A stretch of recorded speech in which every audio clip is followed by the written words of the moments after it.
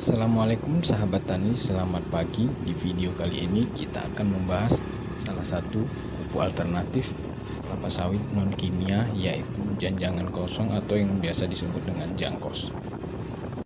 Kita akan menuju salah satu lokasi kebun kelapa sawit yang melakukan pemupukan menggunakan jangkos.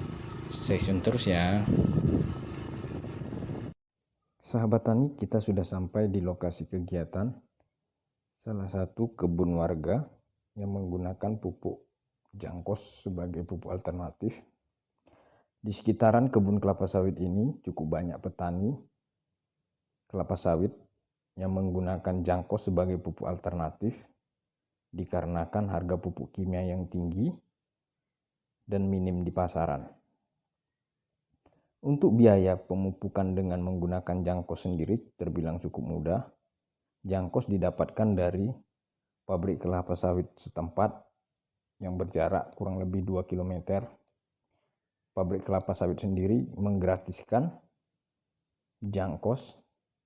Biaya hanya untuk transportasi, bongkar, dan muat. Sahabat tani, selain kaya akan nutrisi, jangkos merupakan media tumbuhnya beberapa jenis jamur. Biasanya terjadi di musim penghujan. Masyarakat di sini biasa menyebutnya jamur tiram dan jamur salah nama. Terlihat ada beberapa jamur yang tumbuh di jangkos.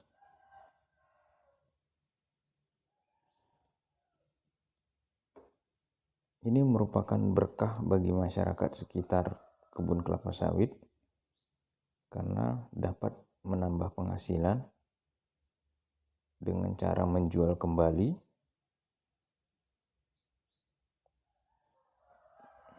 dan dapat menjadi sumber makanan sebagai pengganti lauk maupun sayur.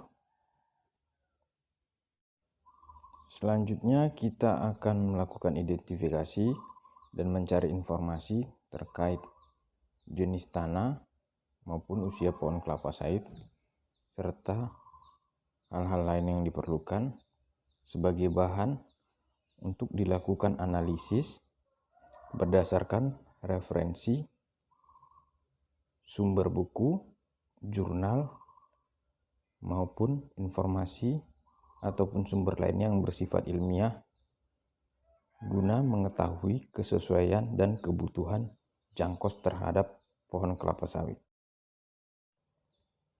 Menurut informasi dari pemilik lahan, tanaman kelapa sawit di sini berusia sekitar 12 tahun, ditanam sekitar tahun 2009. Terlihat daunnya berwarna hijau, buahnya besar, pelepahnya juga terbuka,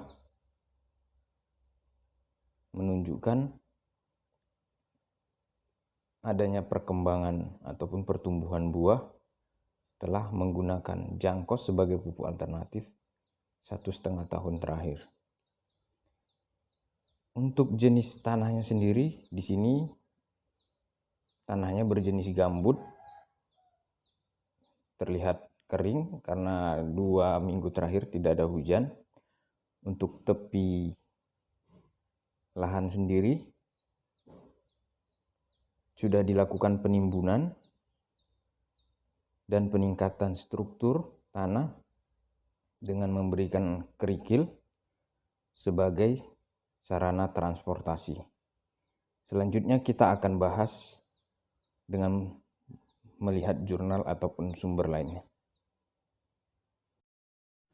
Kita akan buka salah satu jurnal tentang penggunaan jangkos sebagai salah satu pupuk alternatif. Dari jurnal karya Rufinus Tasinuraya dan Hoirudin Lubis yang berjudul Aplikasi Janjang Kosong Hasil Proses Pabrik Kelapa Sawit sebagai Pengganti Pupuk Anorganik MOP di Areal Tanaman Kelapa Sawit Belum Menghasilkan.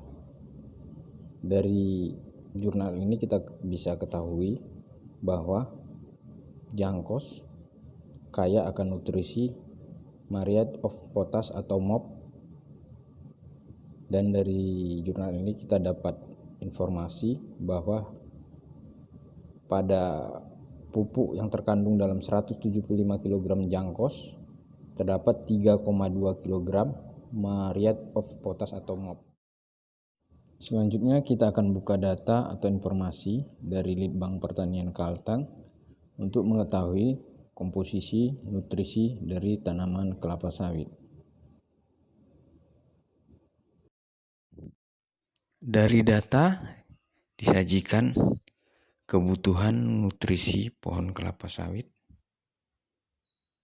berdasarkan jenis tanah dan usia tanaman kelapa sawit. Dari hasil identifikasi dan informasi yang telah kita dapatkan, diketahui bahwa jenis tanahnya adalah gambut dengan usia tanaman 12 tahun, maka kebutuhan nutrisi akan Myriad of Potash atau MOP sebesar 2,25, tepatnya di sini. Selanjutnya kita akan bahas. Dari jurnal sebelumnya kita dapat data dalam 175 kg jangkos menghasilkan 3,2 kg MOP. Dan berdasarkan informasi dari Litbang Kalteng, pohon yang berusia 12 tahun yang ditanam di tanah gambut membutuhkan 2,25 kg MOP. Setelah kita hitung, dibutuhkan 123,05 kg jangkos untuk menghasilkan 2,25 kg Myriad of Potash atau MOP. Bila kita misalkan per hektar lahan kelapa sawit berjumlah 121 pohon, maka dibutuhkan jangkos sebesar 13,535 ton per hektarnya.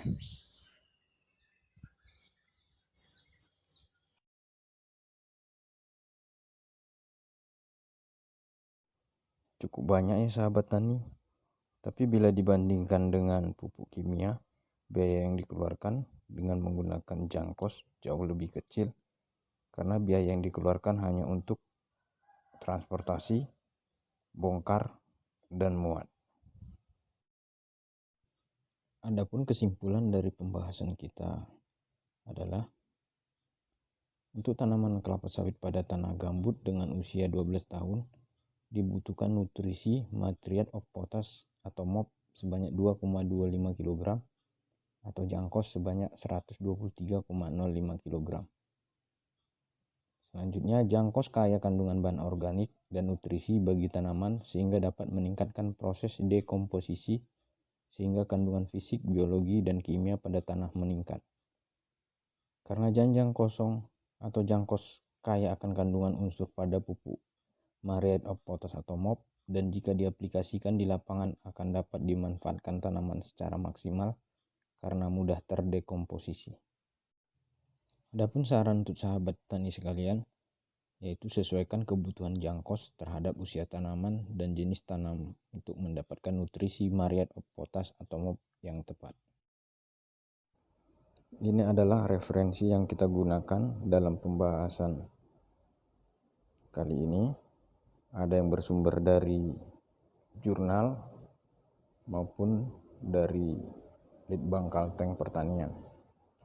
Buat sahabat tani, referensi ini bisa dijadikan dalam perhitungan maupun penyesuaian kebutuhan jangkos untuk pengganti Myriad of Potash atau MOP bagi kelapa sawit sahabat tani.